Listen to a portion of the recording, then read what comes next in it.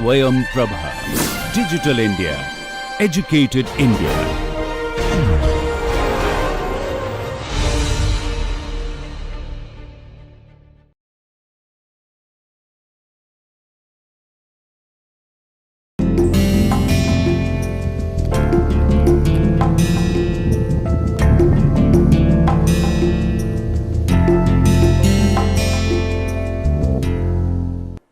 Hello and welcome to the discussion sessions of this lecture series on production technology, theory and practice.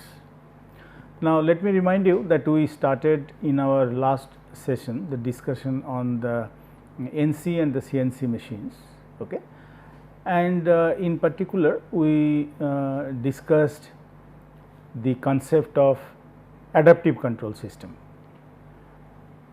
It was told that adaptive control system, something that adapts some system which adapts itself to the environment.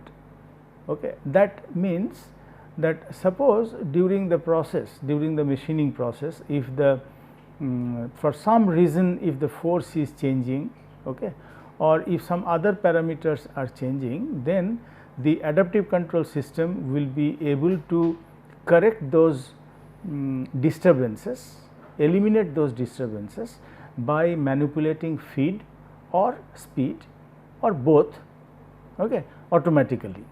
So, of course, these systems become more complicated, more expensive, because we have to have a series of sensors for sensing the signals, different signals. So, suppose you have the excess of vibration occurring, okay, excess of force occurring. In that case, the accelerometer, then force dynamometer, okay, and so on. So, you have to have some kind of sensors to sense what is happening and to find out that whether it is the extra force which is coming rather than what is given, what is desired or what is given as an input.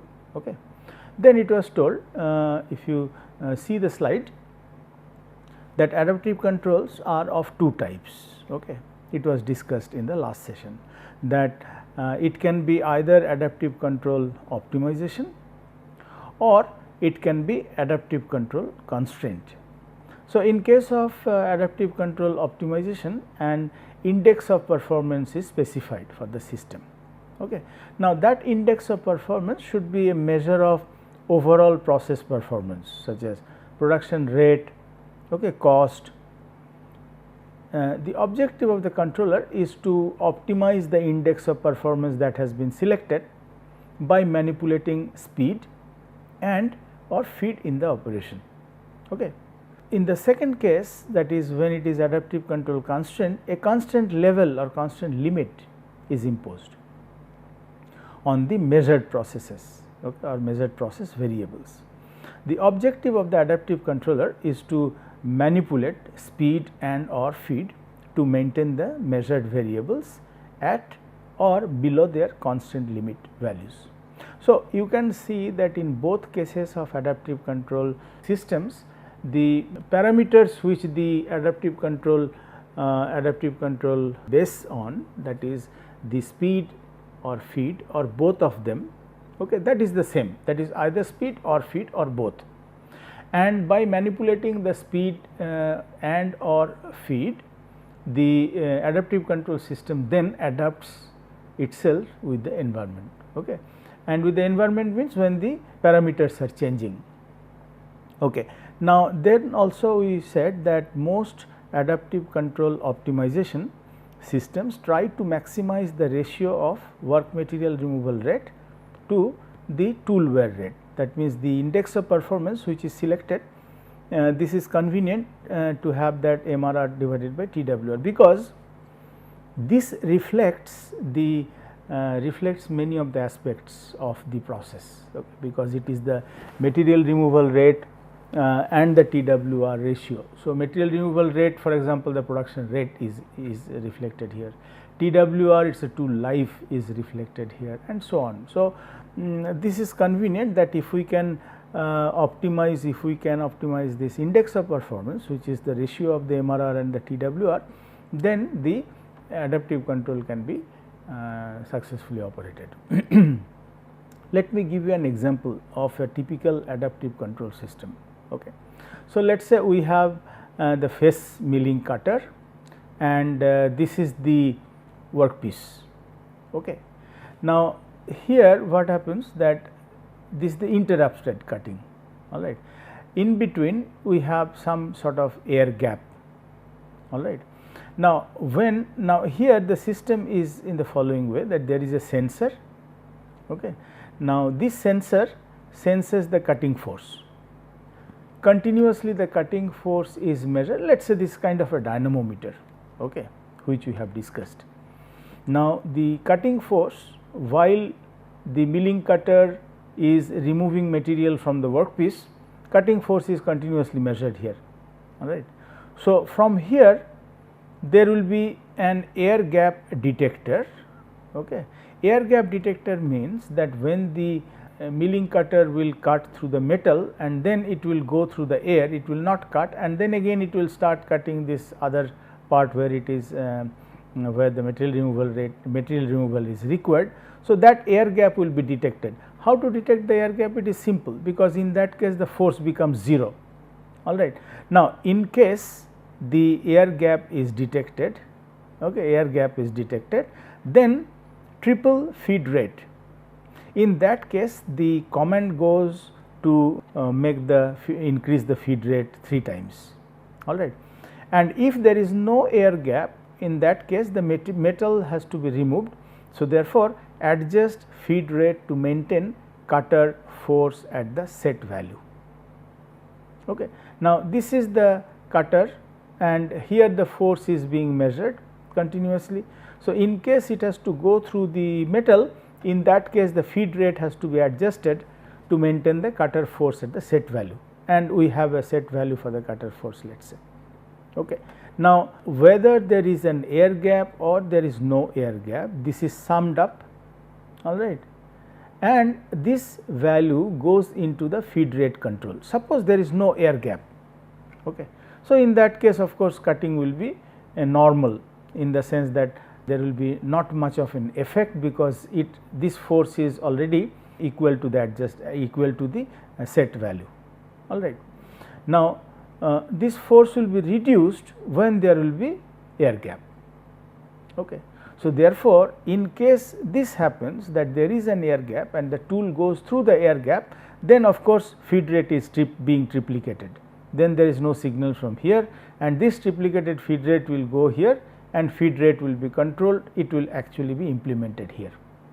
So, you can see that this is a closed loop, this is a closed loop control system, and this control system, this kind of a control system is called the adaptive control system. Okay. So, here you can see that there is a set value, and we are not optimizing the parameter as we have said here, index of performance. So, therefore, this kind of adaptive control system is called the adaptive control constraint, because the force value is set, and the force value, if it goes down or it goes up, in that case it has to be adjusted. For example, in this case there is no air gap, okay, it goes through the metal, but it may so happen that in between there will be the inhomogeneous in the hardness. Okay. Hardness is inhomogeneous. If the hardness is more, and this is encountered by the tool, by the milling cutter here, in that case the feed has to be adjusted, okay, and the set value is here. So, it will always compare with the set value and the value which is coming from the measurement of the cutting force, okay, because there is no air gap. So, it will come through this. In case this is becoming more than the set value, then the feed has to be adjusted, the feed rate has to be adjusted, decreased. Okay. In case it goes through the air, so you do not have to, you can actually go it fast, because there is no cutting process. So, in that case you can increase the feed rate, and the feed rate can be increased 3 times. Okay. So, whatever is the result, it will actually come here and to implement that whether the feed has to be increased or decreased, that will be done by the feed rate controller, and it will go as the implementation to the zone, machining zone, so that the feed rate can be increased or decreased, okay, to adjust the change in the cutting force. So, here the parameter, which is the disturbance, as I said that this is the external disturbance, let us say force is increasing or decreasing. So, this is the disturbance which is coming from outside. Now, the system, the adaptive control system, which is actually this circuit, this has to adapt itself.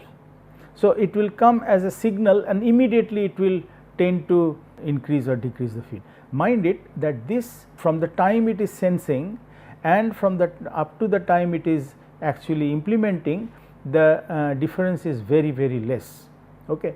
Minimum is we have to try to minimize the difference in this time, all right. So, it has to be immediate, all right.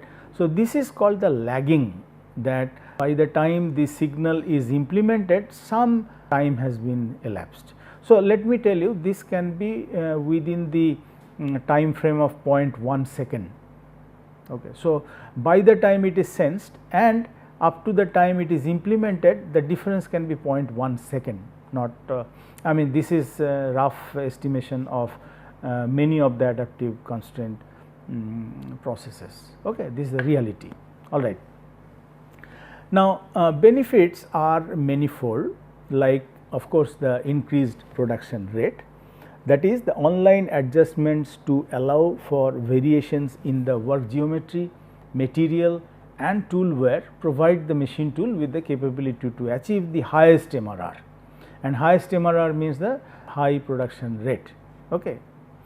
Increased tool life, because adjustment can be made in the feed rate to prevent the severe loading of the tool.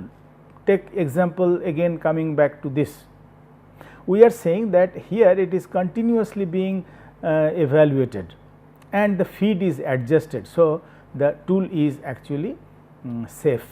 Now, the not much of load is on the tool, I mean there cannot be a sudden load coming to the tool, so that the tool life could be decreased, okay, or tool can be broken, because there are always the feedback system which is working, sensing the forces, and the feed is being adjusted constantly. Now, greater part protection, force limits can be established on the basis of work size tolerance. Okay. What will be the limit in the force? That depends on the work size tolerance. Okay. If the tolerance is very close, the force limit will be accordingly maintained. Less operators in intervention, because if you see in this diagram, there is no operator is required in fact, because here it is the sensor installed and sensing, all right, and the implementation signal is given here. So, there will be no human being and the involvement of the human being is not necessary. Easier part programming, selection of feed is left to the controller unit rather than to the part programmer. See, what happens is, that means that how much feed has to be given, either it will be increased, how much it has to be increased, or it has to be decreased, how much it will be decreased. Operator does not have to think about it, or the programmer does not have to think about it. You do not have to make that adjustment in the program, because program has nothing to do. This is the instantaneous, this is a dynamic process. Okay. It can change during the process any time. Okay. It can increase or it can decrease any time. So, it is a dynamic process, and the programmer cannot even guess, okay, cannot predict. So, therefore, the task of the programmer is easier, because all these adjustments, all these calculations and the decision that how much feed has to be adjusted, this is done by the adaptive control system itself and not by the programmer. Okay. Basic functions of the adaptive control system are these three, all right: identification function, decision function and the modification function. So, you can see that these are the functions which actually normal human being does day to day, all right, that we identify something, that what to do, then we decide, okay, that how to do that, and then we modify that whether what you have done is correctly done or not. Okay. So, let us see here how the adaptive control functions. Identification function concerned with the determining current value of the process performance measured by making use of the feedback data from the process. Current value, what is the current status? Okay. Coming back to this here.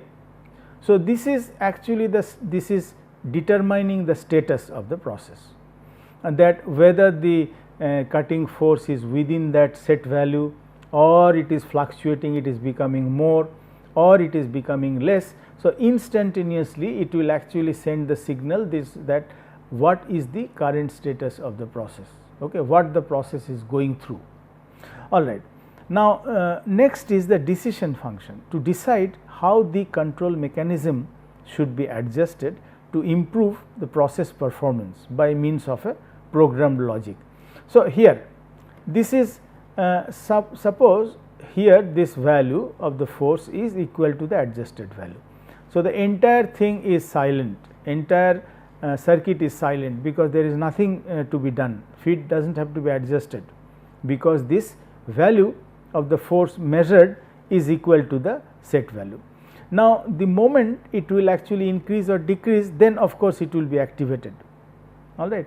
In that case, what we are saying is that this will be decided, that what to do and how to do that, to decide how the control mechanism should be adjusted. Okay. It has to be increased, it has to be decreased, or what, to improve the process performance. All right. And that will be done by the programmed logic, and the programmed logic is all here. Okay.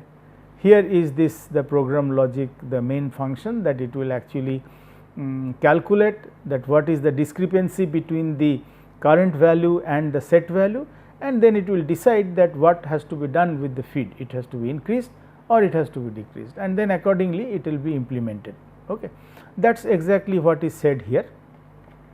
And the third function is the modification function, and the modification function is to implement the decision, physical or mechanical change in the system, changing the system parameters or variables. Okay. So, then finally, it will actually modify that, if whether it has to it has been done properly or not.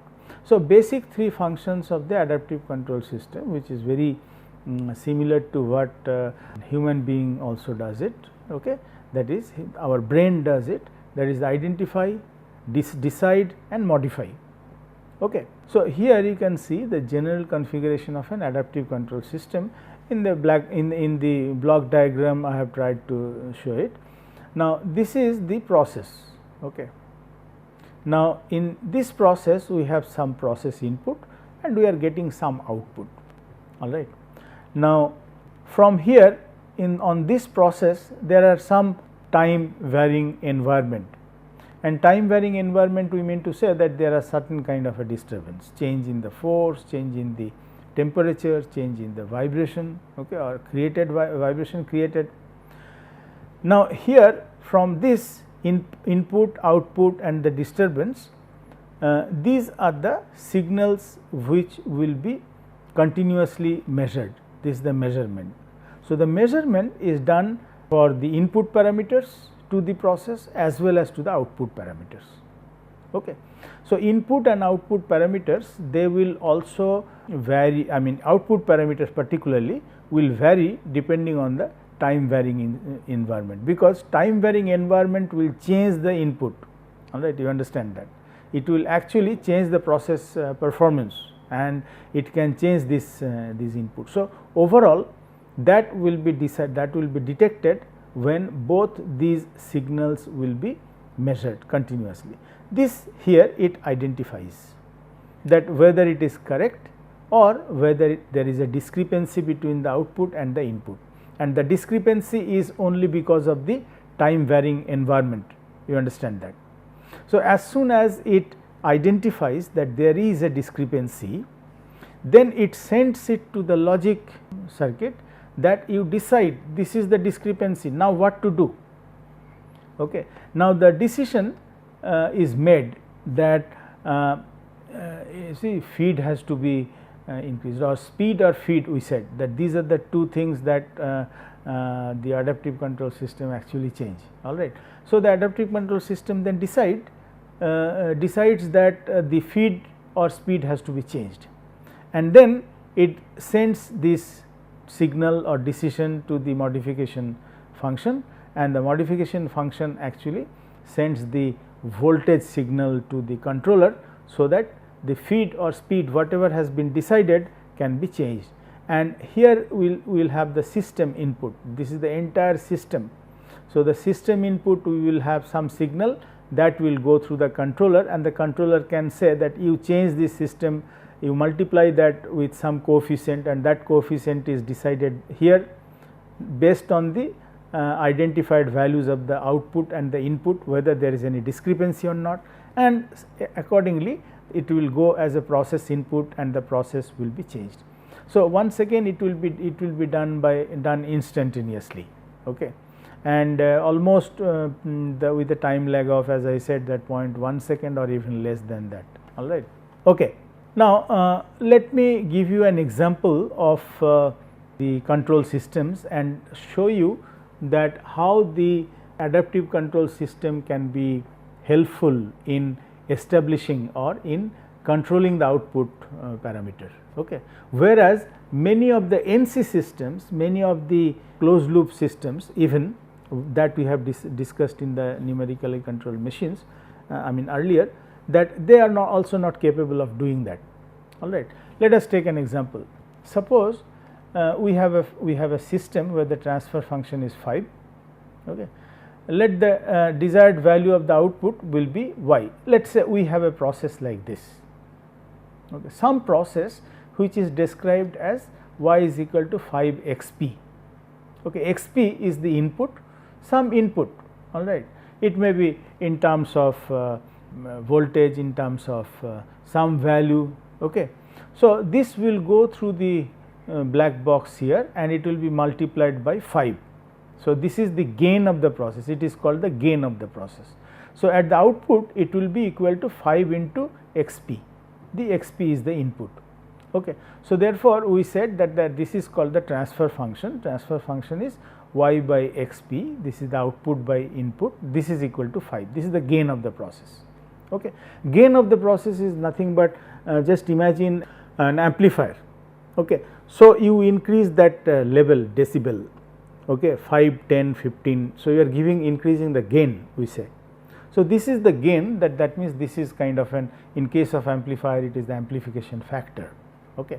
So, here also we are amplifying as if the input value by 5 and giving it to the output as y is equal to 5 xp, which is the equation, or how the process can be described. So, therefore, the transfer function is 5, that is output by input, and let us say that the desired value, we want the output to be some 20 unit, some 20 unit.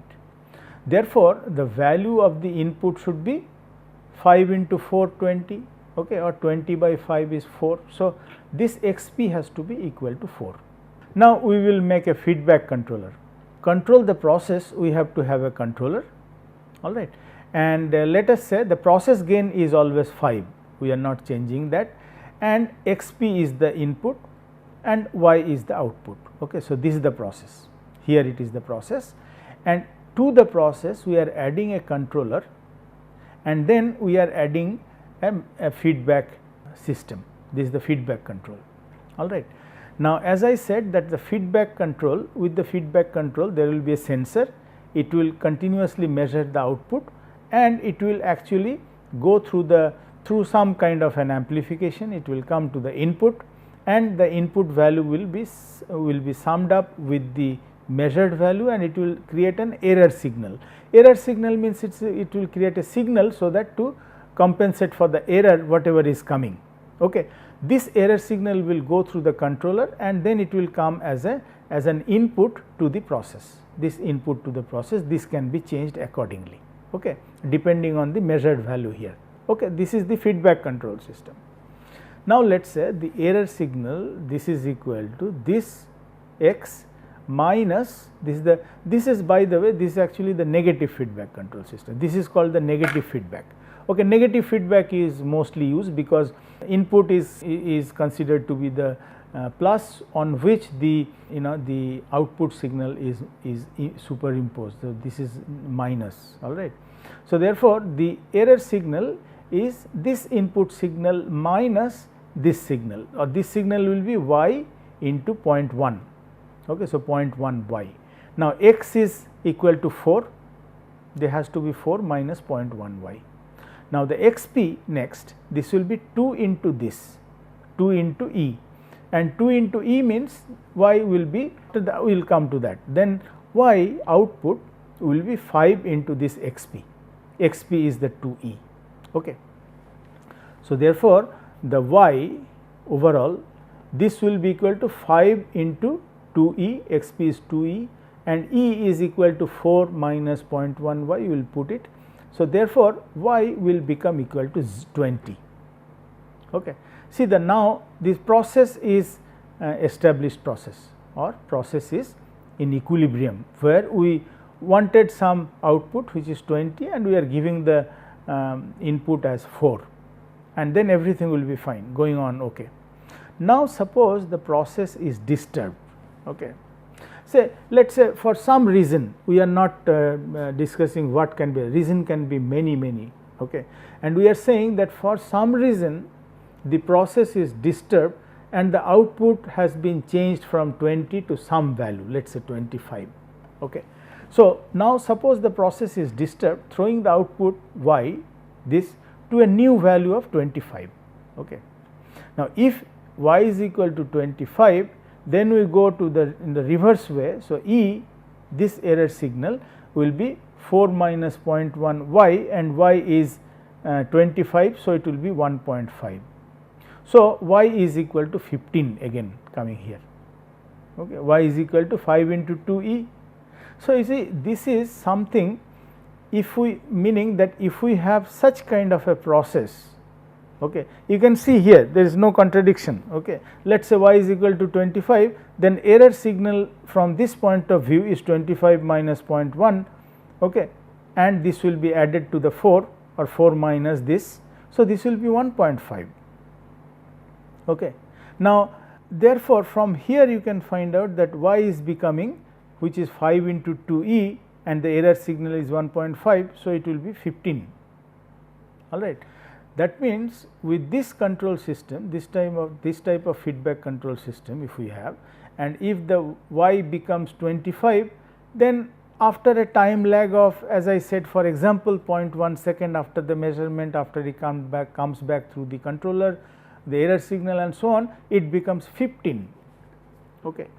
Meaning that such kind of a feedback control system is not capable of controlling the process and not capable of controlling the output, keeping the output at as a desired level, because we wanted the output to be at 20 all the time, whatever happens, isn't it? That is what we decided. So, suppose if the disturbance happens and this becomes 25, so the task of the system should be that it has to bring back to the system with the output of 20, which is the desired value. Okay. So, for a high value of y, when it is becoming higher, the error e will be low, isn't it? That we can see, because we have taken its amplification here as 0.1, reducing the y value, because y has become from 25 to 15. So, it is less than 20. All right. Similarly, if the low value will be there, let us say it has gone from 20 to 15, then it will increase, right. Y will tend to be increased by the system in the reverse way. All right. So, therefore, this system is not capable. That is the decision, that the feedback control system we cannot use to stabilize the system output. Okay. Now, with adaptive control system, with this control strategy, the adaptive controller will try to monitor the performance and compensate for the changes in the environment. Okay. Suppose due to change in the environment, a gain has decreased from 5 to 4. Let us say the next example we will see that in that process, because of some disturbance from outside, okay, this process gain has been changed from 5 to, let us say, 4. Then what happens? Let us see. then how the feedback control system will behave? Feedback control will not be able to maintain the value y is equal to 20. Why? Let us see. E then will be x minus 0.1 y, okay, keeping that, and here we have the 4 minus x, x has become 4, x is 4 minus 0.1 this. So, this will be the same.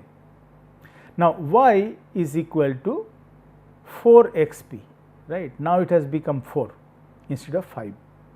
Y is equal to 4 xp. So, therefore, y value which is 4 into 2e, 2e is 2 into this, okay, will be here, and then y value calculated will be 17.777. So, similarly, as we have calculated here, the same thing we are doing it here. That only thing is here the process gain has changed from 5 to 4, and accordingly we are changing the process here. So, y is equal to then 17.77, which is not 20, it could not establish. Okay. Now, let us see with adaptive control. Here if you see in this, now let us say the index of performance we will select, and index of performance we will select as z, which is 20 minus y square. So, this is, as you know, this is called the least square error objective function. Okay. 20 is the desired value, this is the y which is output. So, 20 minus y square, this is the index of performance, and then our task as the adaptive control system will be to minimize this z. Okay. Now, we have three functions, we have identification function, we have then the implementation and the decision, okay, decision and the modification, these are the three functions. So, then what we do is identification function is the simultaneous measurement of xp and y. Okay. So, we will measure xp and y like we have given in this example, that input and output both will be measured simultaneously. Okay. And then the feedback control system will attempt to determine the mathematical function as part of its logic function, y is equal to k into xp. Okay. You understand what we are talking about, that y is equal to k, let us say some process gain into xp. See, what we are saying is this process we are taking as the dynamic process. So, any time it changes, k value will change. So, let us say this is in general we are writing that this is the logic function as y is equal to k into xp. Using the measured values of xp and the y, okay, we can find out the value of the k for any instance when the xp or y may change. You understand what I am saying? Okay. For any instance, k can be found out by continuously measuring y and xp, and continuously measurement is what we are doing. So, here in this example, as I said, that we are we are measuring this continuously. So, here also xp and y we will continuously measure, and we will find out the value of the process gain at any point of time when the xp and the y may change to some other values. Suppose the xp is 4, okay, for any instance, and y is equal to 16, then k is equal to, for that these particular values it is 4, but xp can have 4.1, y may have 16.2. So, accordingly you will find the k for the next instance of time. Okay. You understand what I am saying, that this is the dynamic process where xp and y may change, and whenever it changes, and if it changes, then the value of the process gain can be calculated, because we have taken already the equation.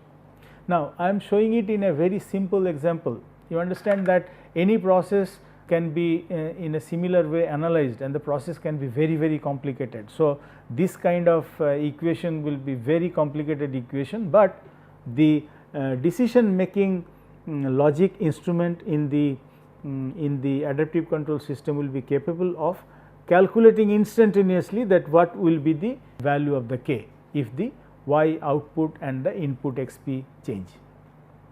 Now, suppose for this particular values, when we are having k is equal to 4, the adaptive controller will then compute the value of xp to minimize the index of performance z. Okay, z is the decision function we have taken. So, z is equal to 20 minus y whole square, 20 minus y we have taken as the k into x, okay, or xp you have taken anyway. So, it is, let us say it is x and xp same. So, in that case it will be this value. Now, you take the minimize. So, it has to be first derivative equal to 0. So, if you take the first derivative, it will be this value. From here the kx is equal to 20, or x value is 20 minus 20 divided by k. Since k is equal to 4, xp will be 5.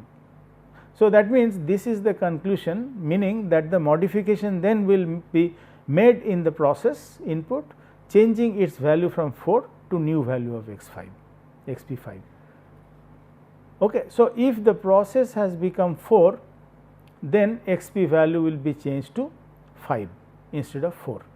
So, this is the conclusion that the adaptive control will make, and then it will actually implement that way.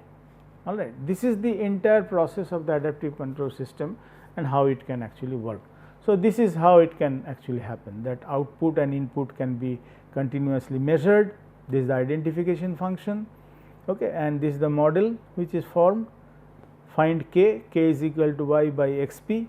So, this will be decided, then xp is equal to 20 by k, then modification is changed the xp, and modification is given to the controller, controller sends the signal, and then it is changed, okay, the xp is changed to from 4 to 5 as we said.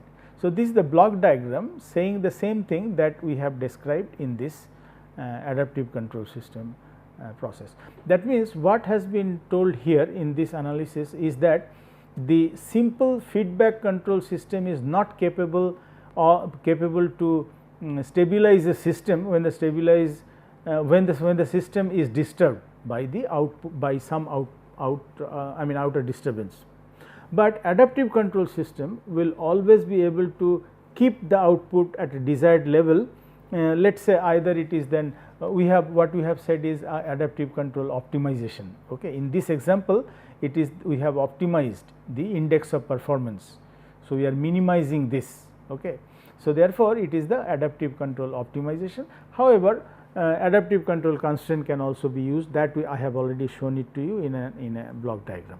All right. Now, let us discuss what is the incremental and the absolute system. Incremental system is one in which the reference point to the next instruction is the end point of the preceding operation.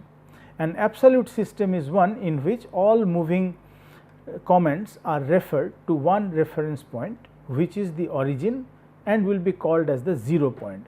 Why it is important? Because the manufacturer of the NC and the CNC machine will determine initially that whether it is going to be an incremental or absolute system. So, they can keep it both way. Now, in the program you have to tell that what you want, what is your drawing. So, what basically we mean that the incremental is, suppose we have a shaft. Okay. I will give a simple example, and this is the, these are the two different diameters a shaft has. So, the dimensions can be like this, right. Let us say this is A and this is B, or the dimension can be like this and this. These are the two methods. Okay. This is A and let us say this is C. So, either it can be given in this way, when it is all moving comments are referred to one reference point. This is the reference and this is the reference plane, or it can be reference point to the next instruction is the end point of the preceding operation. This is the preceding operation of this is the end point. So, from here next dimension will come. This is the only difference. So, we will see that in details in the later stage. Now, let me talk to you about the principle of the part programming, how the part programming can be done. Let me tell you that this part programming will be in very details shown to you in the lab, and I will also show it to you in a PPT before the lab session, that how the part programming can be done in example. However, some of the points I would like to nevertheless tell in this lecture. Let us say a group of comments given to the CNC for operating the machine is called the program first of all. Okay. So, the program will consist of 5 things, that is the information about the part geometry, motion statements to move the cutting tool, cutting speed, feed, and the auxiliary functions such as coolant on and off, spindle direction, rotation of direction of the spindle clockwise or anti-clockwise, and so on. Okay. Now, program structure, there are 4 basic terms used in the CNC programming: character, word, block, and the program, entire program. All right. Now, fixed 0 versus the floating 0. Fixed 0 is the origin is always located at some position on the machine table, usually at southwest corner or lower left hand of the table, and all tool location are defined with respect to this 0. Okay. So, this is the fixed 0, normally it is set by the manufacturer. Okay. He can take it some point at the left side, okay, or southwest corner meaning that here somewhere at the left, because it is convenient, and then everything you can either give it with respect to this point, that all the other dimensions will come with respect to the fixed point, and the fixed point is here. Now, there is a floating 0 also. Floating 0 is very common with the CNC machine used nowadays, okay, the common the modern. Operator sets 0 point at any convenient position on machine table, meaning that it may not be convenient for me or you as an operator to operate your dimensions with respect to the fixed 0 that has been decided by the manufacturer. Okay. So, in the modern machines what is done is there is a floating 0. So, wherever you would like to put your 0, that means the 0, what we mean by 0 is that all dimensions will be from there. I will show it to you later on. So, operator sets 0 point at any convenient position on the machine table. The coordinate system is known as work coordinate, okay, is as work coordinate system.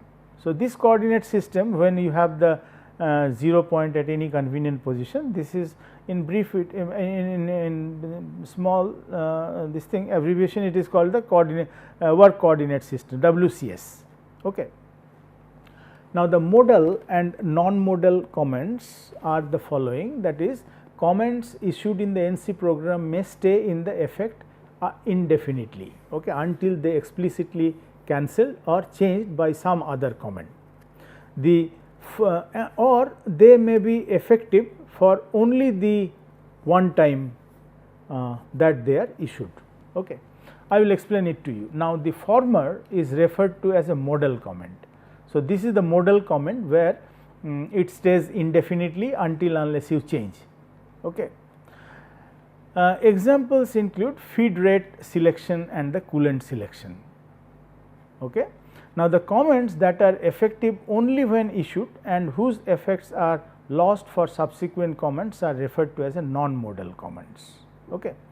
Now, let me give you an example. Suppose you have selected in one program, in one line you have selected the feed, all right, certain value of the feed, let us say 0.1.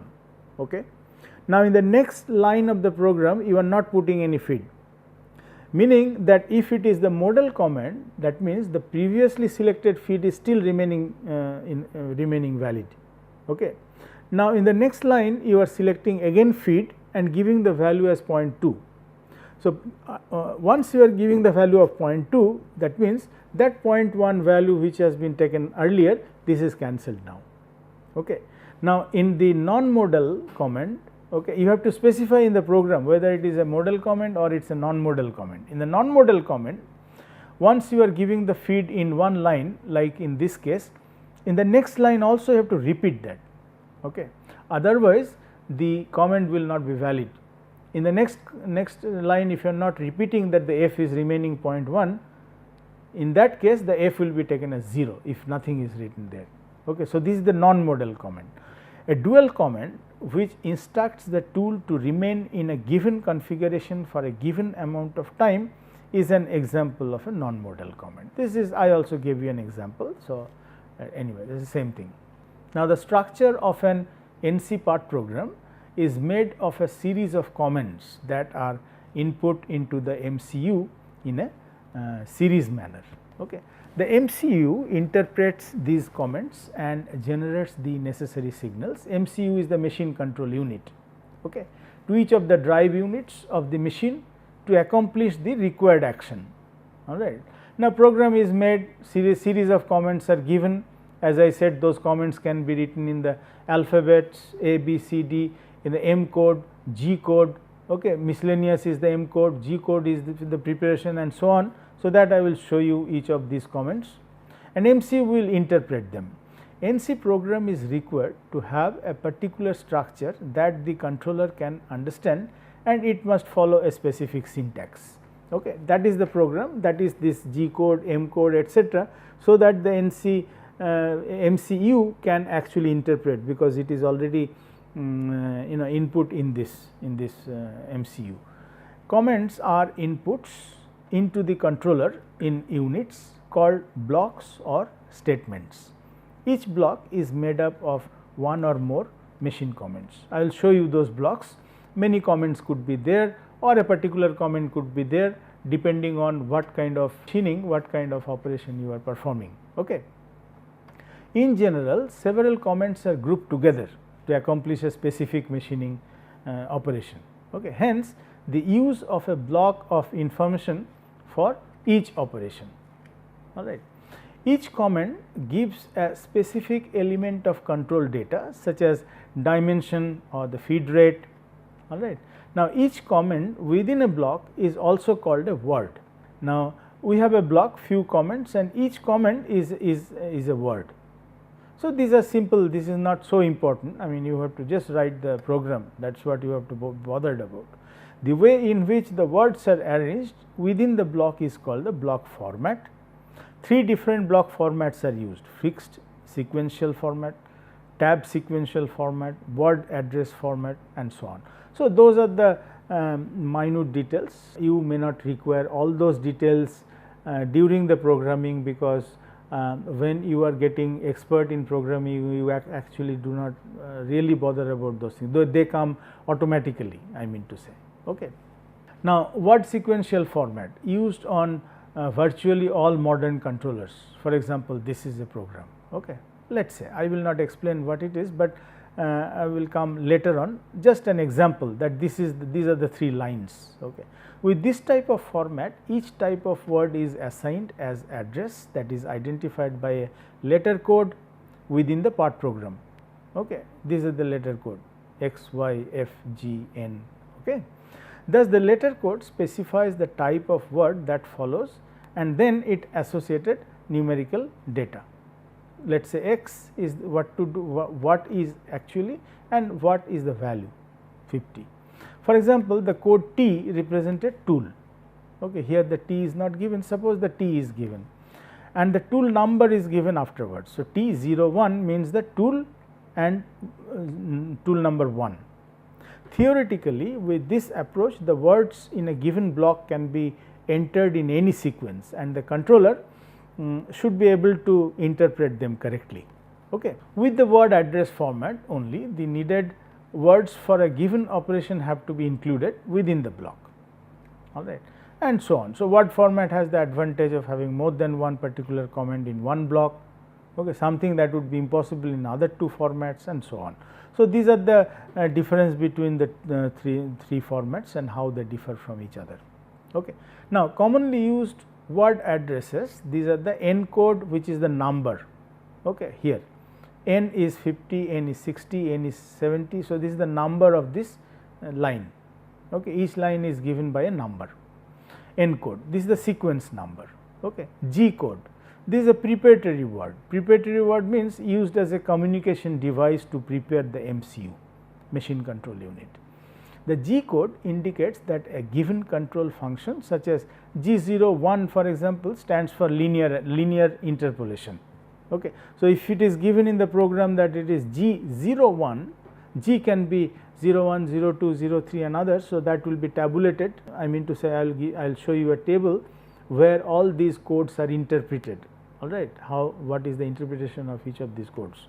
Now, G code, that is actually the preparatory word, it is given here as 01, 01 particularly means the linear interpolation. Okay. Now, x, y, z codes, these are the coordinates like in normal case. These are the given coordinates, okay, or the coordinate positions of the tool particularly. F code is the feed, S code is the spindle speed, T code is the tool selection, M code is the miscellaneous function, I, J and K, they specify the center of an arc. Okay. And particularly it is when you are giving the circular interpolation, we will see that I, J and K codes are used, can also be used, or otherwise also it can be given as a circular interpolation. Okay. This is an example of whatever we said, that is the sequence of format and format. Let us say we have this, okay. This is as a program. Now, this is the sequence number 3, okay. G is the preparatory function, particularly the value here is the 2 means something. X and y, these are the destination coordinates, x y coordinate, z coordinate, all right. This is the distance to center of a circle, that means I and j. You remember we said I and j, these are the center of a circle. K is the feed rate, sorry, F is the feed, I, j, k will be the distance to center of circle. F is the feed rate, okay. S is the spindle speed, I am sorry this has been shifted here, S is the spindle speed actually, okay. This comes in here, okay. Tool is here. So, this is the tool function will be here, okay, and M is the other functions miscellaneous. So, spindle speed is S, F is the feed rate, okay, F is the feed rate here. So, this is simply shifted and so on. Now, here these are the two tables, the one that I was telling you, that this is the table which shows the address words used in the NC A to Z.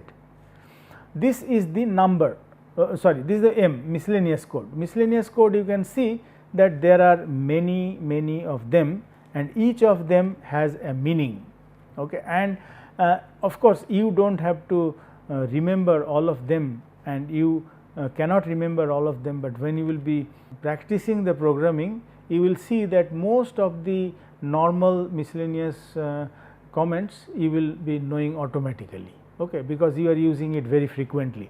Otherwise, you will always have that table in front of you, and you can use that table to find out which comment to be given depending on your machining process, okay. So, for example, M01, this is optional program stop, okay. End of program, you want to say, you say M02, it will end. You want to you want to rotate the spindle in the clockwise direction, you write M03, okay. To the anti-clockwise direction, counterclockwise, it is M04. You want to switch it off, it will be M05. So, since there will be no intervention of the human being, everything should be done by the command given to the machine. So, these are the codes that has been coded in the machine, that machine should understand if it is given here, and this combination of all those will make a program. It is as simple as this, okay. And you will have these, each of them tabulated, you will be knowing them from the table, you do not have to remember them by heart. Similarly, the G code, you see there are 100 G codes, all right, and each G code, like in the M code, these are all tabulated and this have some meaning. For example, very popular is linear positioning, linear interpolation, circular interpolation, clockwise and the counterclockwise. These are very commonly used, okay. We will see that in programming. XY plane selection, ZX plane selection, okay, 17, 18, 19 they are also used. You have to put it in millimeters. So, you have to make the program, make the machine to understand that whatever dimensions you are giving, these are in millimeter or in inch, because as you see here you will be given 1.4, you will not write here inch or centimeter or millimeter. Okay. So, this comment has to be given earlier in the program, that everything that is given in the program will be in millimeters. So, this is given by G21 and so on. You can see that there are many of those comments, and which each of these comments means something. Okay. So, depending on that, the whatever is the code and whatever is this value, okay, you have a particular meaning of that, and the combination of that, as I said, this is the program, nothing else. Okay. Let us see, like for example, this again the M code. M code is, you have to stop the spindle, I told you, tool change will be M06 and so on so forth, coolant off, coolant on. Okay. Even whether you want to do the mist coolant or the flood coolant, that also should be given in the program, because again there is no intervention of human being. So, human being is not there, it cannot change the coolant from mist to flood or so on. Okay. It has to be given in program. And finally, these are the coordinates. So, I told you already that in case of turning lathe, the movement in this direction is considered to be x axis, and in this direction is the z axis. Okay. In case of drilling, this is z, this is x, this is y. In case of milling, this is z, okay, this is the horizontal milling, okay, and this is the z and this is the y. Okay. By the way, in case of vertical milling, this will be similar to this, okay, that is z, x and the y. All right. The rapid traverse, what is rapid traverse? This is given here, that there is a program for the rapid traverse, okay, and there is a code for the rapid traverse. That means, rapidly you have to move the tool from the 0 position to the actual position that you want near the workpiece. Okay. And linear interpolation, I have already explained to you what is linear interpolation. So, I am not really going into more details. Okay. These are the circular interpolation, that means either you can give it by the I, j, k, that means these are the coordinates, okay, or you can give it by the radius, as I said. So, circular interpolation means, I already told you earlier also that this has to rotate in a circular way, because you have to make a part of the curve, let us say sector of a curve. Absolute positioning I already explained, I am not going into more details, because from one base you are saying that, or you have to give it in a incremental. So, you have to say what is incremental, what is absolute. If it is absolute, the code is G90 and so on. So, in brief, what I want to say is that these are the comments, these are the easy comments which I can find out from the table, and accordingly you can make a program depending on what is the type of the machining that you are going to make. Okay. And examples I will give you in the lab, as well as during the before the lab, if we I will give you a PowerPoint presentation, and there also I will show you how a program is made in details. Okay. So, for example, just quickly I will go through that. Let us say we have a part to be made here. So, these details I will tell you in before the lab, as I said. Okay. So, here this is the 0 you decide, and the now all these dimensions which are given in the program will be given relative to this point. Okay. So, you can see that all these are given in this way, all right, and each of them has a meaning, as I said. Those details I will tell you in the laboratory. That is all what I wanted to tell you about the computer numerical program, and the details we will show you in the lab. I will show you specially the programming part in the before we go to the lab. Okay. So, that is all for this section. We will start in the next discussion session we will start another topic which will be metrology. Thank you for your attention.